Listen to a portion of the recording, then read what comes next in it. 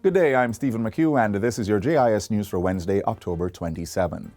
Face-to-face instructions will resume on November 8 for certain categories of students. Prime Minister Andrew Holness made the disclosure during Tuesday's sitting of the House of Representatives. We are doing this knowing, conscious, that reopening and sending our children back to school could also cause the numbers to increase. There's no perfect and easy solution. So we believe we can manage the risk of outbreak by strategically allowing some children to go back and putting in place a measure that allows vaccinated students where vaccines are accessible. At the primary level, 45,390 students and 2,520 teachers will return to some level of in-person teaching and learning weekly. 376 of the country's 759 primary schools have been selected for physical lessons. 191 of the participating schools have enrollment of less than 100 students, while 185 have a school population of 630 students or less. At the secondary level, students in grades 11 to 13 are to return to prepare for external exams. Prime Minister Holness says the Ministry of Education will issue further advice on the schools selected and their ranking based on risk. He's calling on parents, school administrators, and ancillary staff to get vaccinated. We make a special appeal, especially to those who have comorbidities. Get vaccinated. Because you will be working among children who are, some of them, most of them will be unvaccinated and may have the virus and not show any symptoms. In fact, 90% of them will not show symptoms. No movement days have been discontinued and replaced with a standard 8 p.m. curfew start time 7 days per week.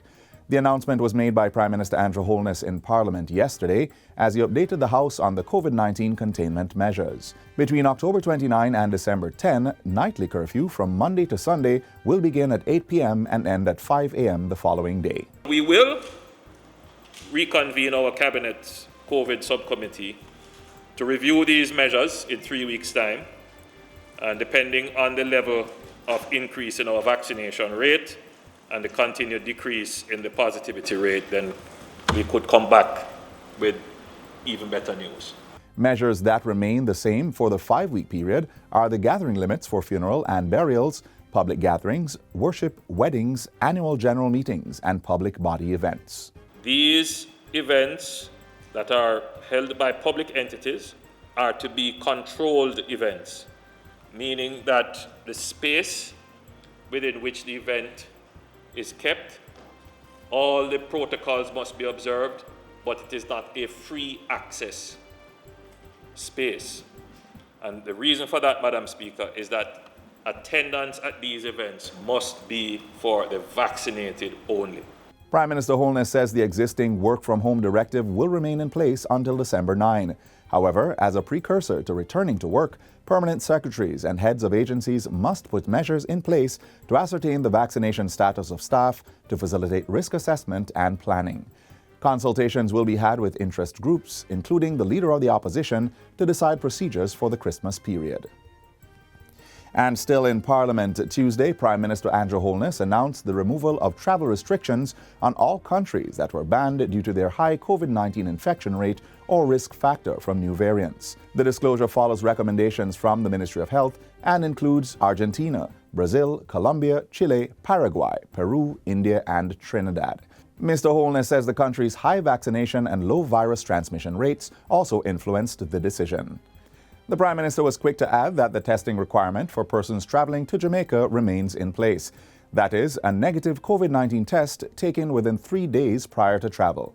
He also revealed that the travel authorization process through the Jam COVID and Visit Jamaica platforms have been overhauled. Jamaican passport holders and tourists now obtain expedited approvals within minutes of submitting their application, provided no COVID-related risks are identified. Permanent residents and work permit holders are required to upload documentary evidence of residency status in Jamaica, following which approval is granted. Distribution of the second doses of the Pfizer vaccines should resume on Monday, November 1, as the country is expecting a shipment of 145,000 doses by the weekend. Health Minister Dr. Christopher Tufton made the announcement yesterday at a COVID-19 press conference. He says the doses are being received through the government of Suriname and a paid arrangement with the COVAX facility. We intend to commence distribution of Pfizer on Monday, November 1st. This is Monday coming. Once we get in, it's a matter of logging, storing / distribution to the respective regional authorities, and therefore that will take a day or two. Minister Tufton says the priority for the Pfizer vaccines will be for the over 85,000 Jamaicans waiting on the second dose of that brand, and persons are encouraged to make their appointments on Thursday, October 28. The minister says over the next 2 weeks, he's anticipating that all persons due their second doses of Pfizer vaccines would have completed the process. Once second doses are completed, the intention, the policy as described by Cabinet, I want to be very clear on this, is to administer the balance to our young people, our students, ages 12 to 18 years.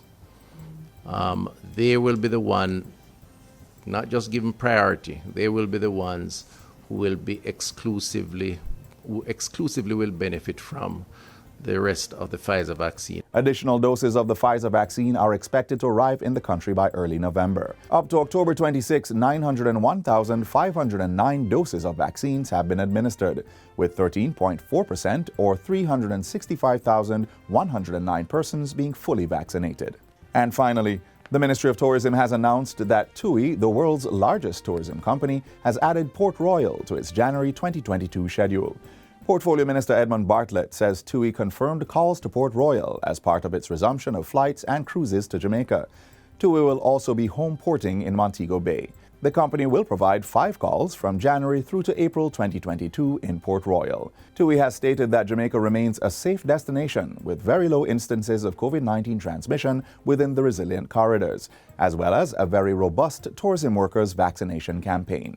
And that's it for JIS News Today. I'm Stephen McHugh. Thanks for watching.